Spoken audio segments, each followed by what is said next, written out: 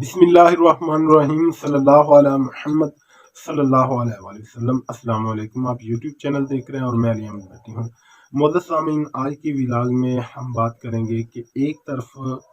حکومت کی پاکستان تحریک انصاف کو عمران خان کو اے پی سی میں شرکت کی دعوت جو پشاور میں دہشت گردی کے بعد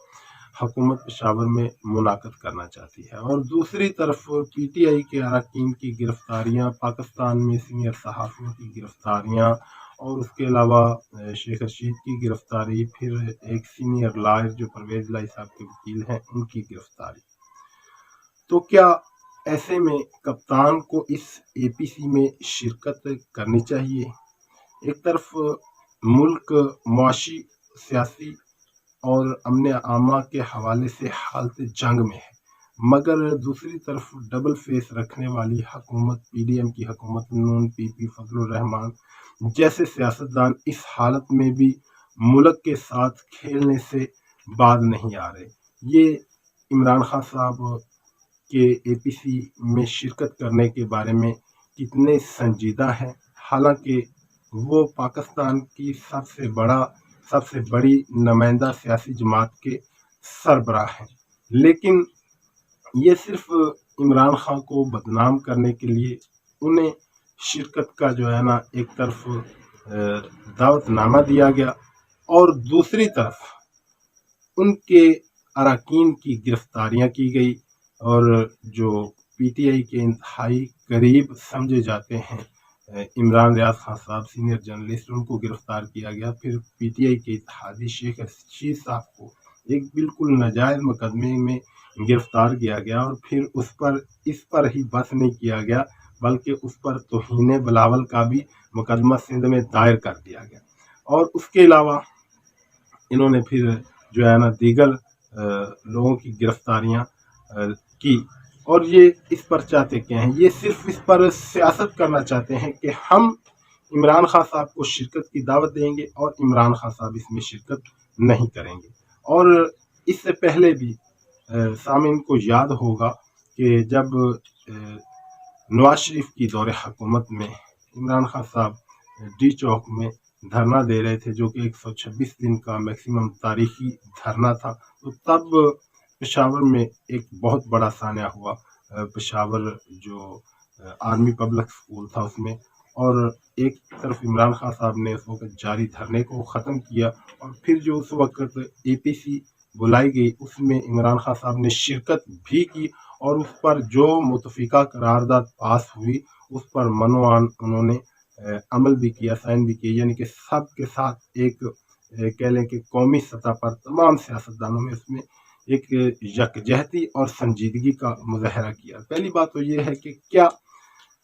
پہلے سے تمام سیاسی جماعتیں، تمام دینی اور مذہبی جماعتیں، کیا دہشت گردی کے معاملے میں سب کا اتفاق نہیں ہے؟ کیا پاکستان میں کوئی سیاسی جماعت، کوئی دینی جماعت ایسی ہے، چاہے وہ غیر سیاسی ہے یا سیاسی دینی جماعتیں ہیں، کوئی تنظیم ایسی ہے جو پاکستان میں دہشت گردوں کو سپورٹ کرتی ہو، یا دہشت گردی کے خلاف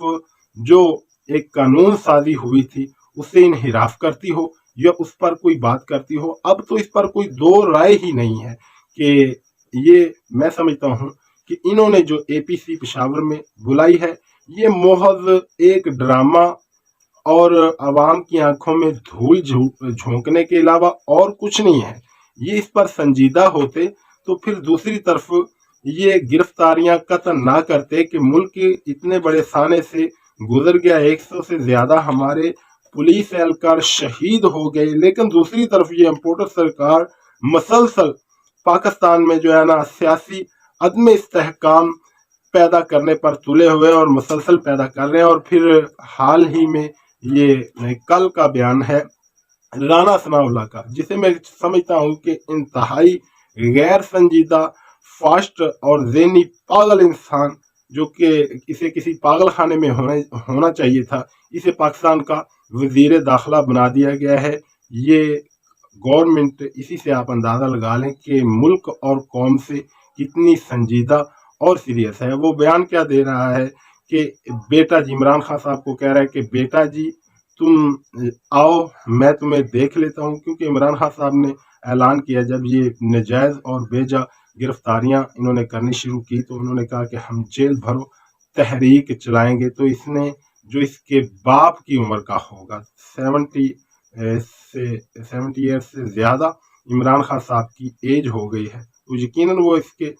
बाप की उम्र का है। तो ये राना सनाउल्लाह उसे ये कहकर मुखातब कर रहा है कि बेटा जी आओ हम तुम्हें देख लेंगे, जबकि मुल्क इस वक्त इस हालत में है। तो ये सिर्फ एपीसी महज एक ड्रामा, एक झूठ और एक फरेब के अलावा कुछ भी नहीं है। अगर ये इम्पोर्टेड हुकूमत जब से गवर्नमेंट में आई है, इनकी सारी तवज्जो इमरान खान साहब को, पीटीआई को और अपने और इमरान खान साहब के इत्तेहादियों को और जो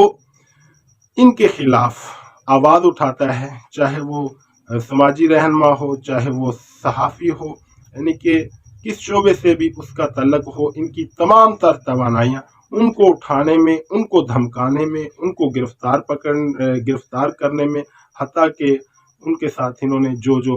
किया है ये पाकिस्तान के किसी एक फर्द को भी अब तक भूल नहीं है। अगर ये पाकिस्तान के साथ मुखलस और संजीदा होते तो कभी नौबत यहाँ तक नहीं पहुँचनी थी कि पेशावर में ये हालात होते। वफाकी गवर्नमेंट का काम होता है, वफाक जो कि हमारा कह लें कि तमाम मामलात मुल्क के इन्होंने देखने होते हैं और इनका ये फ़र्ज होता है इन चीज़ों पर काबू पाना। और फिर जो वफाकी वज़ीर दाखिला होता है ये चूँकि इन तमाम जो है ना महकमों का सरबराह भी होता है और इसका ये फ़र्ज होता है कि मुल्क में इन मामलात को देखें। लेकिन इनकी सारी तवज्जो इमरान खान और इमरान खान के इत्तेहादियों की पकड़ धकड़, उन्हें गिरफ्तार करने और उन्हें धमकाने में रही, जिसकी वजह से हालात इस नहज पर पहुंच गए कि मुल्क में आज दहशतगर्दी की वो लहर जन्म ले चुकी है जो कि मैं समझता हूं कि पीपल्स पार्टी के दौर में जिस तरह दहशतगर्दी उरूज पर थी, आज फिर मुल्क हमारा उसी नहज पर आ गया है। उसकी वजह इस इम्पोर्टेड हुकूमत की सख्त तरीन नाअहली है कि इन्होंने किसी और तरफ तवज्जो नहीं दी, ना मुल्क में अमन अमा की तरफ तवज्जो दी, ना मुल्क में दहशतगर्दों को रोकने के लिए तवज्जो दी, ना मईशत की तरफ तवज्जो दी।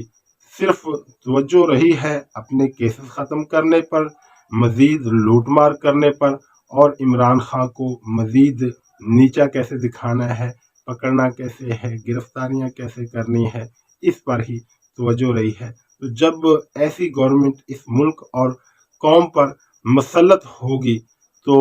कतअन जो है मुल्क के हालात बेहतर नहीं हो सकते। और रही बात एपीसी की, तो एपीसी की इम्पोर्टेड हुकूमत ने तारीख चेंज करके 7 फरवरी से 9 फरवरी कर दी है। उसकी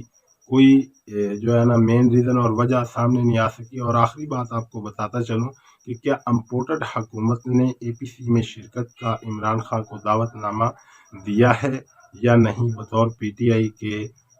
लीडर और पीटीआई के सरबराह ने एपीसी में शिरकत का दावतनामा मिला है या नहीं, तो इसकी फवाद चौधरी साहब ने तरदीद की है। ये बीबीसी न्यूज़ के हवाले से मैं आपको खबर दे रहा हूँ कि फवाद चौधरी ने बीबीसी से गुफ्तगू करते हुए ये कहा कि गवर्नमेंट ने हमें एपीसी में शिरकत का दावतनामा नहीं दिया। ये इतने मुखलस हैं मुल्क से दहशतगर्दी ख़त्म करने के लिए एपीसी करवाने में और उस पर अमल दरामद कराने में। हालांकि पहले से ही अमल दरामद जारी रहता तो नौबत और हालात यहाँ तक ना पहुँचते, क्योंकि इस पर पहले से ही सब मुतफिक हैं। ये सिर्फ ड्रामा और एक चालबाजी है ताकि हम एक नए तरीके से पीटीआई पर और पीटीआई के इत्तेहादियों पर चढ़ दौड़ें कि जी मुल्क के मुफाद के लिए दहशतगर्दी को ख़त्म करने के लिए हमने एपीसी बुलाई, लेकिन इमरान खान साहब ने एपीसी में शिरकत नहीं की। और याद रहे इससे पहले ये बेगैरत इम्पोर्टेड हुकूमत जो है ना, ये जो बेगैरतों का टोला है, ये पेशावर साने का इल्ज़ाम पीटीआई पर लगा चुकी है। इन्ना लिल्लाहि व इन्ना इलैहि राजिऊन। ये इनकी हालत है ज़हनी और ये इनकी कारकर्दगी है कि اس سانحے کا یہ الزام اور سہولت کار ہی عمران خان اور پی ٹی آئی کو ٹھہرا چکے ہیں۔ یہ اتنے ملک اور قوم کے ساتھ مخلص ہیں، اور اب کیا اس اے پی سی میں یہ عمران خان صاحب کے خلاف کوئی ثبوت لے کر آئیں گے کہ اس کی سہولت کاری، اس دہشت گردی کی عمران خان اور پی ٹی آئی نے کی؟ یہ اپنے ہر اقدام سے پاکستان کی عوام کے دلوں سے دور ہوتے جا رہے ہیں۔ ہر روز پاکستان کی عوام کے دل میں اپنی نفرت کو بڑھاتے چلے جا رہے ہیں۔ اب تک کے لیے اتنا ہی، اجازت دیجیے، اللہ حافظ۔